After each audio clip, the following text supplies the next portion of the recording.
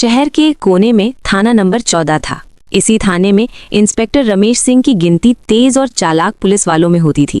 वर्दी पहनते ही उसकी चाल बदल जाती, आवाज में रौब आ जाता।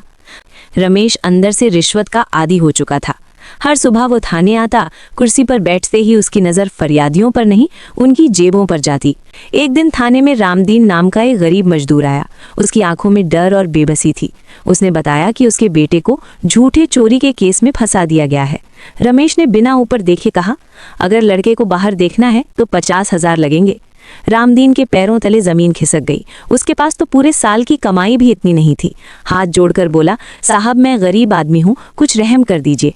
रमेश हंस पड़ा, थाना कोई धर्मशाला नहीं है।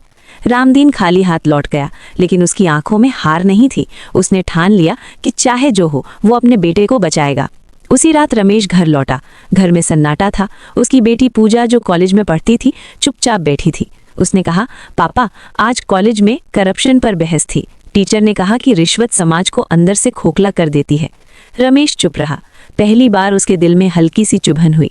अगले दिन रामदीन फिर थाने आया, लेकिन इस बार उसके साथ एक पत्रकार और एक सामाजिक कार्यकर्ता थे। उन्होंने पूरे मामले की शिकायत ऊपर तक कर दी थी। एंटी करप्शन टीम अचानक थाने में आ धमकी। रमेश के हाथ कांपने लगे। उसकी मेज से नोटों से भरा लिफाफा बरामद हुआ। वर्दी, रौब और घमंड, सब कुछ उसी पल उतर गया।